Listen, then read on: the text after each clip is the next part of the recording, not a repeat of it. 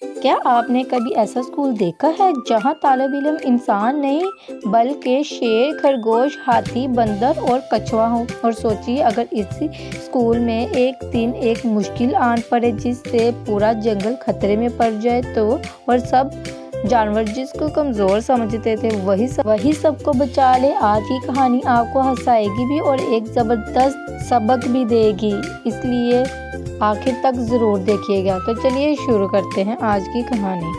گہرے سرسبز جنگل کے بیچوں بیچ ایک خوبصورت جگہ تھی۔ وہاں ایک پرانا مگر بہت مشہور اسکول تھا جس کا نام تھا جنگل اسکول۔ اس اسکول کی عمارت درختوں کے درمیان بنی ہوئی تھی۔ کلاس روم درختوں کے نیچے لگتے تھے، بینچز لکڑی کے تنوں سے بنے ہوئے تھے۔ یہاں جنگل کے تقریباً سب جانور پڑھنے آتے تھے۔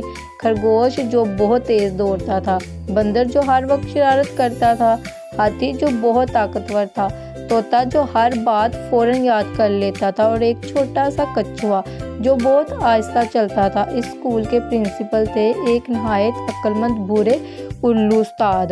وہ ہمیشہ بچوں سے کہتے تھے، جنگل کے بچوں، یاد رکھو ہر مخلوق کو اللہ نے ایک خاص صلاحیت دی ہے۔ کوئی تیز ہے، کوئی طاقتور، کوئی سمجھدار اور کوئی صبر کرنے والا، مگر بدقسمتی سے تمام جانور اس بات کو نہیں سمجھتے تھے۔ کلاس میں اکثر بندر اور خرگوش اس چھوٹے کچھوے کا مذاق اڑاتے تھے۔ خرگوش کہتا تھا، ارے کچھوے بھائی، تم تو اتنا آہستہ چلتے ہو کہ اگر اسکول دیر سے نکلو تو شاید کل پہنچو۔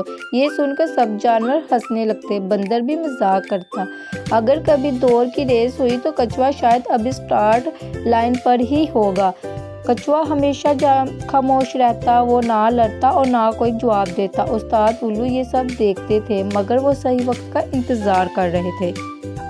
ایک دن استاد الو کلاس میں آئے اور بولے، آج میں تم سب کو ایک خاص چیلنج دینے والا ہوں۔ تمام جانور فوراً سیدھا ہو کر بیٹھ گئے۔ استاد نے کہا، کل ہر طالب علم اپنی سب سے خاص صلاحیت سب کے سامنے دکھائے گا۔ ہم دیکھیں گے کہ جنگل اسکول میں کون کس چیز میں بہترین ہے۔ اگلے دن سب جانور بہت پرجوش تھے۔ سب سے پہلے خرگوش آیا۔ وہ اتنی تیزی سے دوڑا کہ سب حیران رہ گئے۔ پھر بندر آیا، وہ درختوں پر ایسے اچھلا جیسے ہوا میں اڑ رہا ہو۔ پھر ہاتھی آیا، اس نے ایک بہت بڑی لکڑی آسانی سے اٹھا لی۔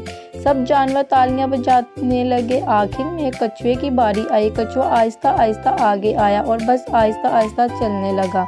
بندر زور سے ہنسنے لگا۔ خرگوش نے کہا، یہ بھی کوئی ٹیلنٹ ہے۔ کچھوا خاموش ہو رہا۔ اسی وقت آسمان پر کالے بادل چھا گئے، تیز ہوا چلنے لگی، پھر زوردار بارش شروع ہو گئی۔ جنگل کے قریب بہنے والی ندی میں پانی بہت تیزی سے بڑھنے لگا۔ اسکول کے چھوٹے جانور گھبرا گئے۔ اگر ندی پار نہ کی تو وہ سب پھنس جائیں گے۔ خرگوش نے کوشش کی مگر وہ پانی سے ڈر گیا۔ بندر اچھل تو سکتا تھا مگر سب کو ساتھ نہیں لے جا سکتا تھا۔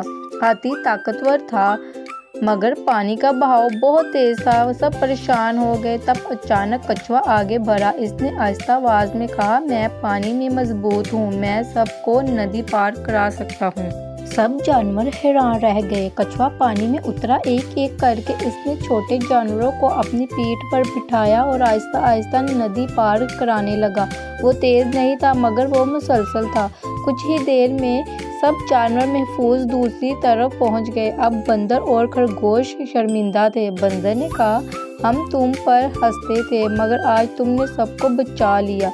خرگوش بولا، اصل میں سب سے مضبوط تم نکلے۔ استاد الو مسکرائے۔ استاد الو بولے، بچوں یاد رکھو، کسی کو کمزور سمجھ کر اس کا مذاق نہیں اڑانا چاہیے۔ ہر کسی میں کوئی نہ کوئی خاص صلاحیت ہوتی ہے اور کبھی کبھی وہی صلاحیت سب سے زیادہ ضروری ہوتی ہے۔ اب میں آپ سے ایک سوال پوچھنا چاہتی ہوں، اگر آپ جنگل اسکول میں ہوتے تو آپ کی خاص صلاحیت کیا ہوتی؟ کمنٹس میں ضرور بتائیے گا۔ اور اگر آپ ایسی مزید دلچسپ جنگل مورل سٹوریز سننا چاہتے ہیں تو ابھی چینل کو سبسکرائب کریں، کیونکہ اگلی کہانی میں جنگل اسکول میں ایک چالاک لومڑی ایسی شرارت کرے گی جس سے پورے جنگل میں ہنگامہ مچ جائے گا۔ Don't forget like, share, comment and subscribe. Thank you for watching.